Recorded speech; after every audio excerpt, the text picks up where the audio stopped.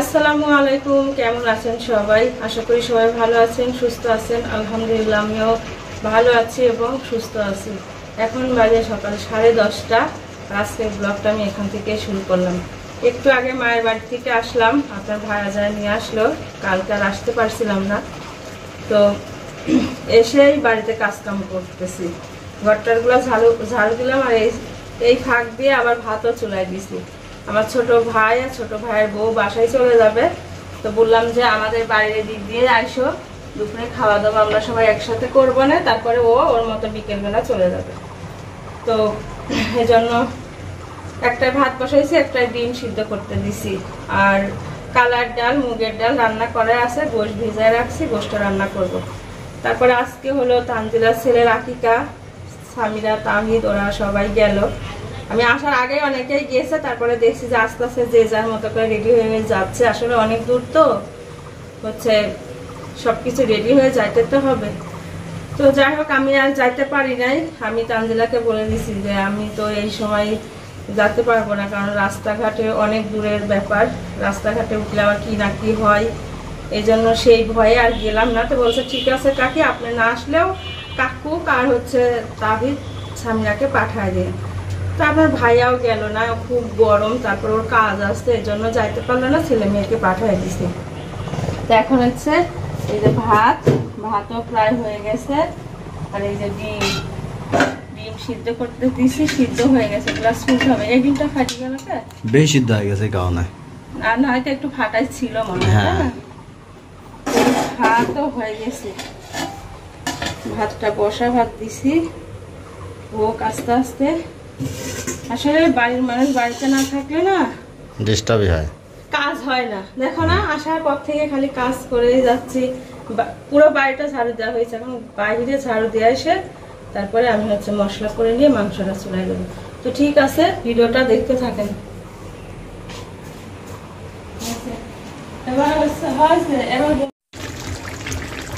এই যে মাংস রান্না প্রায় শেষের দিকে, মাংস রান্না হয়ে গেছে, ডিম ভুনা করা হয়ে গেছে, মুগের ডাল ফ্রিজ থেকে বের করে গরম করছি, তারপরে কালার ডাল রান্না ছিল ওটা গরম করছি।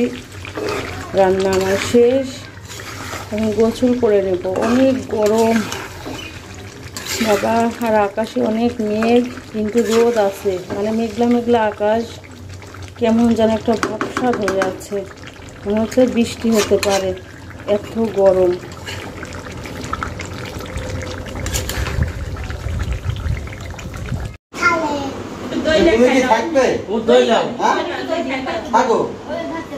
ওরা খাওয়া হয়ে গেছে, ওরা প্লেটের পাড়ায় দই দিদি না, ও তো আসেই না বেড়াতে। আমি চলে যাই, আমারই তো কাম।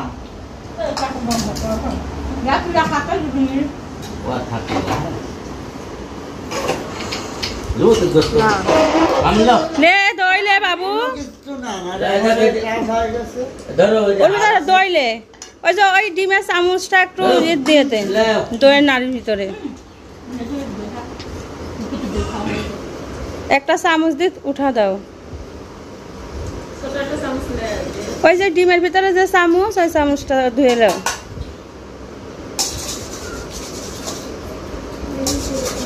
ওই যে ও তো ফাইন আরামে খাচ্ছে, একটা মিষ্টি খাই যাচ্ছি।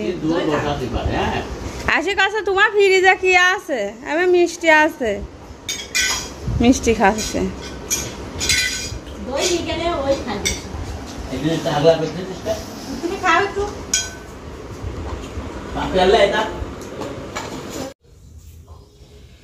অনেক গরম, ইয়ে করো শরবত বানায় খাইছে না।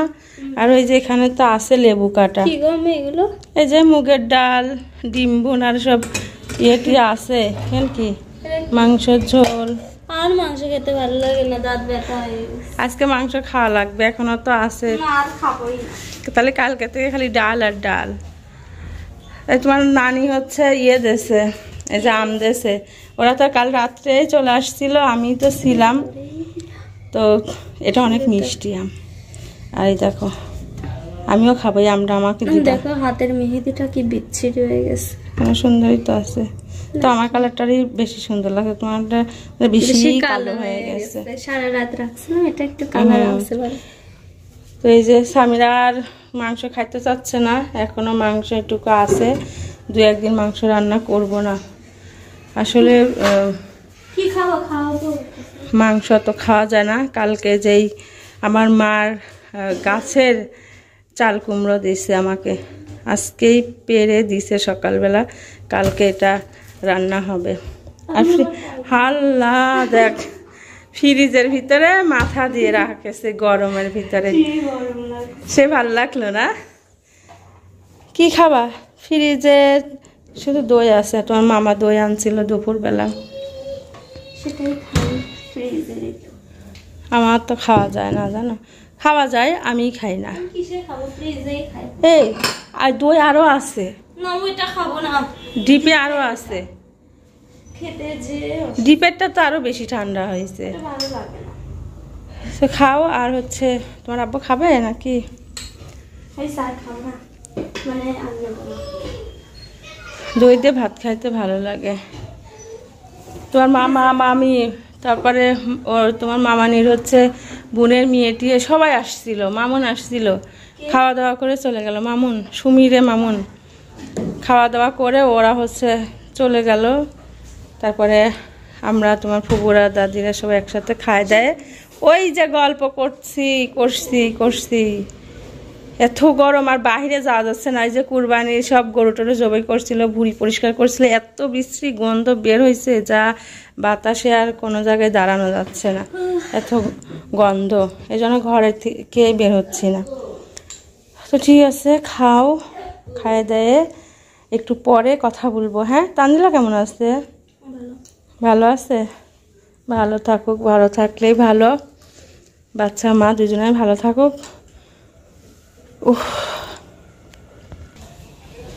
এখানে 2টা আম তোমার মামা দিয়ে গেছে আমাকে, বলছে এই আম 2টা খাস, তাই একটা খাই ফেলাইছে, আসার সাথে সাথে আর একটা আছে, এই একটা থাক, কালকে যদি পাকে তাহলে খাবো না। আর এখান থেকে একটা আমি এখন খাই। তুমি খাবা আম? এই মিষ্টি আমটা, এই আমটা খাবো। এত পরিমাণ গরম যা বসে ফ্যান অফ করে বসে কথা বলাই কষ্ট, তারপরে একটু কথা আমিও শুনি এবং আপনাদেরকেও শোনাই। সামিরারা চলে আসছে কয়টার দিকে? 4টার দিকে। এখন তো মানে ঝড় বৃষ্টির দিন, আমি বলে দিছিলাম যে তোমরা সকাল সকাল চলে আসবে, কারণ দূরের রাস্তা। তো আমার কথা নিতে তাড়াতাড়ি করে চলে আসছে। তো যাবার পরে কি দেখলে বাবু, কেমন দেখলে, কি অবস্থা আছে সব? বাবু সুন্দরী হয়েছে, ছোট কার মতো হয়েছে বলতে পারবো, তারপর বোঝা যাচ্ছে না কার মতো, তানজিলার মতো না ওর মায়ের মতো না বাবার মতো হয়েছে, বোঝা যাচ্ছে না। সবসময় শুধু ঘুমিয়ে পারে। এখন তো ঘুমিয়ে পারবে, কোলে দিছিলে? হ্যাঁ, কট্টু পাতলা একদমই, তাই। আর হচ্ছে চুলগুলো সেই সুন্দর কালো কালো কুচকুচা চুল না? তো বাবু করে নিয়ে ভালোই লাগলো তোমার। এত সামিরা মানে ছোট বাচ্চা পছন্দ করে আর কি, আল্লাহ আমাদের দিলে তখন বেশি করে কোলে নিও। আমি কিন্তু এখনো দেখতেই পারলাম না। ওই যে তোমার কাকির থেকে একটা ছবি চাইলাম, কাকি শুধু হাতটা ধরে ছবি দেখাইছে, এখনো বাবুর মুখটা দেখি নাই। তানজিলাকে বলছি যে তোমার ছেলের মুখ তো দেখাইলেই না, এখন কাছে আপনি আসেন, আসি দেখে যান। আমার তো মানে এখন দূরের রাস্তা, এই জন্য যাইনি, দেখবো ইনশাল্লাহ, আসলে তখন দেখবো। আর কি কি খাবার আয়োজন করছিল? ভাত, খাসির গোশ, মুগ ডাল আর ডাল। ভালো করছিল, যে গরম তো আপনার এরকম ডাল ভাতি কিন্তু ভালো, মানে আলাদা আলাদা ভাবে রান্না। আর বিরিয়ানি টিরানি খাইলে না বেশি গরম ধরে, অসুস্থ হয়ে যায়।